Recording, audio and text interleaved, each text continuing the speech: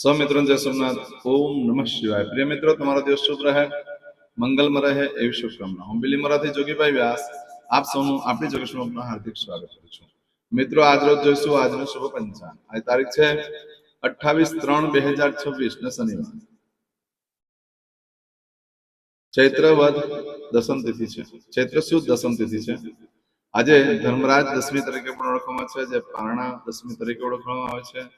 આજે જે બાળકનો જન્મ થાય છે એની તિથિ ગણાય છે દસમ. આ દસમ તિથિ આજે સવારે 8:48 પૂર્ણ થઈ જાય છે, અને ત્યાર પછી જે બાળકનો જન્મ થાય એની એકાદશી ગણાશે. એકાદશીનું વ્રત ઉપવાસ વગેરે આવતીકાલે કરવાનું રહેશે. આજે જે બાળકનો જન્મ થાય છે નક્ષત્ર ગણાય છે પુષ્ય. પુષ્ય નક્ષત્ર આજે બપોરે 2:51 પૂર્ણ થઈ જાય, અને ત્યાર પછી જે બાળકનો જન્મ થાય એનું આશ્લેષ નક્ષત્ર ગણાશે.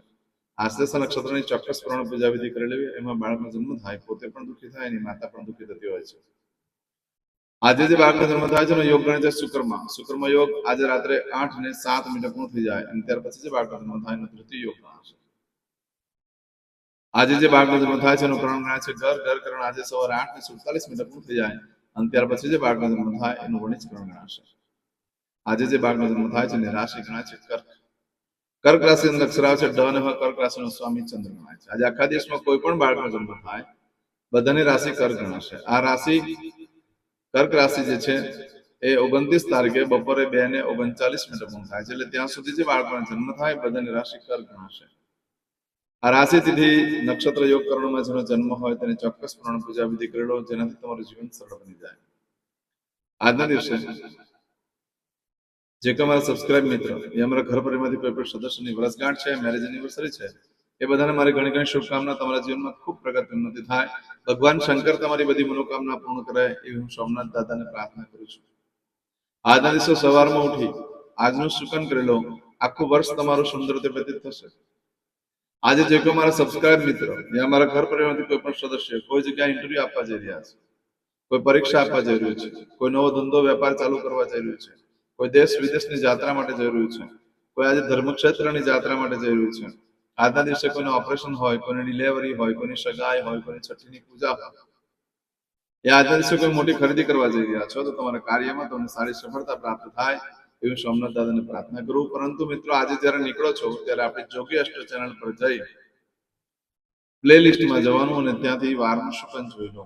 આજે શનિવારનું જે શુકન છે તે કરીને જાઓ, સારી સફળતા મળશે. એમાં આજે ઘરેથી નીકળો છો તો વડીલ વૃદ્ધ વ્યક્તિને વંદન કરીને નીકળો. આજે ભિક્ષુકને ભોજન કરાવવાથી લક્ષ્મી દેવી પ્રસન્ન થાય છે. આજે ભિક્ષુકને વસ્ત્રનું દાન, અન્નનું દાન કરી શકો, દવાનું દાન કરી શકો છો, મેડિકલ, તેનાથી લક્ષ્મી દેવી પ્રસન્ન થશે.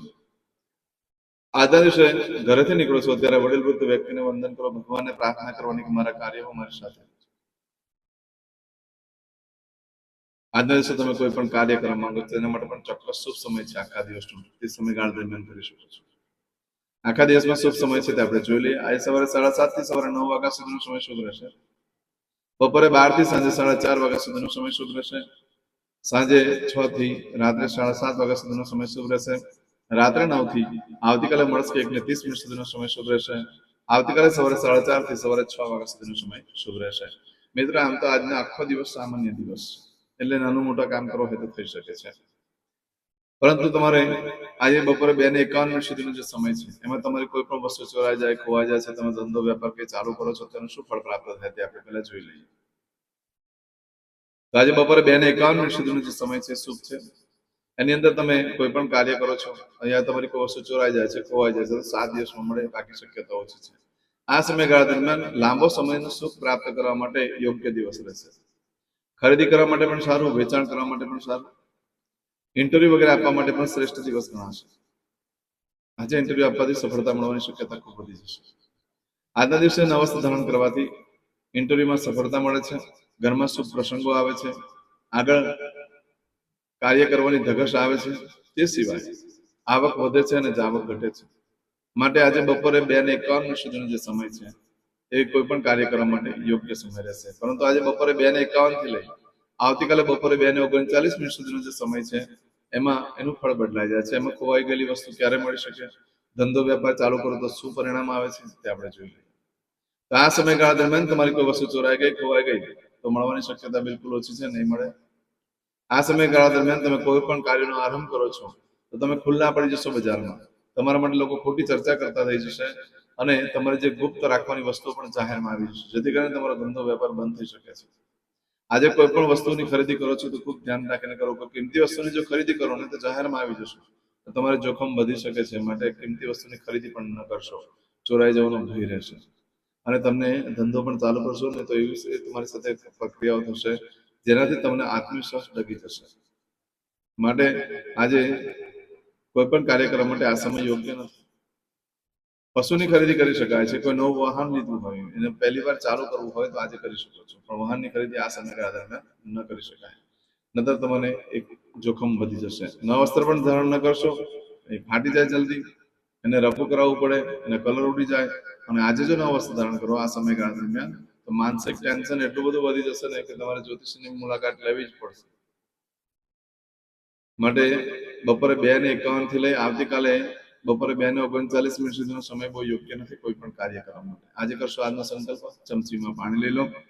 સંકલ્પ પતે એટલે મને જય સોમનાથ, જય માતાજી અથવા ઓમ નમઃ શિવાય, તમે જે ભગવાનની ઉપાસના કરી રહ્યા છો એને મોકલાવજો. ભગવાને તમારા માટે પ્રાર્થના કરીશ. ચમચીમાં પાણી લઈ લો. અદ્યતન માસનમ માસોત્તમ પરમ પવિત્ર ચૈત્ર માસે શુભ શુક્લ પક્ષ દશમ્યાયામ મંદવાસન વિત્તાયામ. આજે હનુમાનજીની ઉપાસના આરાધના કરવાનું ચૂકશો નહીં. હનુમાનજીની ઉપાસના આરાધના કરવાથી શ્રેષ્ઠ ફળ પ્રાપ્ત થઈ શકે. શનિવાર છે, પુષ્ય નક્ષત્ર છે અને પછી આશ્લેષા નક્ષત્ર છે. કાળ સર્પનો યોગ જેને હોય એ લોકો આશ્લેષા નક્ષત્ર હોય જ્યારે હોય અને શનિવાર હોય તો બપોર પછી એટલે કે સાંજના સમયે હનુમાનજીની ઉપાસના કરે છે તો તેમાં રાહત થઈ જતી હોય છે. હવે દરેક જણા પોતાનું સાચું નામ બોલી દો. તમારું ગોત્ર ખબર હોય તો ગોત્ર બોલી દેવાનું. પછી બોલવાનું છે અહમ, મમ, આત્મન, શ્રુતિ, સ્મૃતિ, પુરાણોક્ત, પુણ્ય, ફલ, પ્રાપ્તિ, અર્થમ, અપ્રાપ્ત, લક્ષ્મી, પ્રાપ્તિ, અર્થમ, પ્રાપ્ત, લક્ષ્મી, ચિરકાલ, સૌ, રક્ષણાત્મક, લોકેવા, સભાયામ, રાજદ્વારે, વ્યાપારે, વિદ્યા અભ્યાસે, દેશે, વિદેશે, સર્વત્ર, યશ, કીર્તિ, વિજય, લાભાદિ, પ્રાપ્તિ, અર્થમ, મમ, અખિલ, કુટુંબસ્ય, આયુ, આરોગ્ય, ऐश्वर्यादि, प्राप्ति, अर्थम, मम, जन्म, समय, तथा च विप्र, वृंदानां, जन्म, समय, जन्म, कुंडली, मध्ये, स्थित, ग्रहः, गोचर, ग्रहः, महादशा, अंतर्दशा, प्रत्यंतर्दशा, तथा च योग, युति, दृष्टि, मध्ये, शुभ फल, प्राप्ति, अर्थम, भय, रोग, शत्रु, बाधा, दोष, मारण, तारण, मंत्र, तंत्र, अरिष्ट, दोष, पीड़ा, निवृत्ति, अर्थम, भूत, प्रेत, पिशाचादि द्वारा रचित अरिष्ट दोष निवृत्ति अर्थम मम सकल मनवांछित फल. હવે તમારા મનમાં જે કઈ ઈચ્છા હોય તે બોલી જવાનું.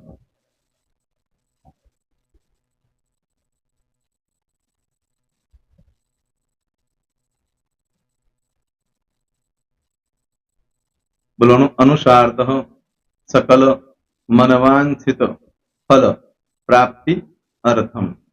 હવે જે બરકતની પૂજા વાળા છે એ લોકો તો આ બધું બોલવાનું જ હોય છે, એ લોકો માટે કોઈ સ્પેશિયલ નથી. પણ જે લોકોએ હવે જે કહું છું તે લોકોએ જ બોલવાનું. જેના લગ્ન થઈ ગયા હોય એ લોકોએ બોલવાનું છે. મમ દાંપત્ય જીવન મધ્યે સુખાકારી પ્રાપ્તિ અર્થમ પુત્ર પૌત્રાદિ સંતતિ પ્રાપ્તિ અર્થમ. આ સંતાન પ્રાપ્તિ વાળા માટે પણ આવી જાય છે એમાં. દીર્ઘ આયુ આરોગ્ય ઐશ્વર્યાદિ પ્રાપ્તિ અર્થમ તથા ચ હવે જેના લગ્ન નથી થયા તે લોકોએ બોલવાનું મમ જટટી વિવાહ યોગ પ્રાપ્તિ અર્થમ વિવાહ પશ્ચાત દાંપત્ય જીવન મધ્યે સુખાકારી પ્રાપ્તિ અર્થમ હવે જે લોકોને સંતાન પ્રાપ્તિ નથી જે લોકોને સંતાન પ્રાપ્તિ છે કરવી છે એ લોકોએ બોલવાનું મમ દાંપત્ય જીવન મધ્યે સુખાકારી પ્રાપ્તિ અર્થમ તથા ચ દીર્ઘ આયુ આરોગ્ય ઐશ્વર્યાદિ સમન્વિત સંતતિ સુખ પ્રાપ્તિ અર્થમ હવે જે અભ્યાસ કરી રહ્યા છો છોકરાઓ વિદ્યાર્થીઓ છે તે લોકોએ બોલવાનું છે મમ વિદ્યા અભ્યાસ મધ્યે ઉત્તરો ઉત્તર પ્રગતિ ઉન્નતિ સાનુકૂલતા પૂર્વક દિવ્ય સફળતા પ્રાપ્તિ અર્થમ હવે જે લોકો વિદેશમાં જવા માંગતા હોય કે શીપમાં જવા માંગતા હોય મતલબ ભારત દેશની બહાર જઈને ધંધો વેપાર કરવા માંગતા હોય એ લોકોએ અથવા વિદેશ જવા માંગતા હોય કાયમ માટે એ લોકોએ બોલવાનું છે મમ જટટી વિદેશ ગમન યોગ પ્રાપ્તિ અર્થમ વિદેશ ગમન કાર્ય મધ્યે સાનુકૂલતા પૂર્વક દિવ્ય સફળતા પ્રાપ્તિ અર્થમ આરોગ્ય વાળા બોલવાનું છે જેને આરોગ્યની પૂજા આપેલી હોય એ લોકોએ એમ તો દરેક જણા જ બોલવાનું છે બોલો મમ આયુ આરોગ્ય ઐશ્વર્યાદિ પ્રાપ્તિ અર્થમ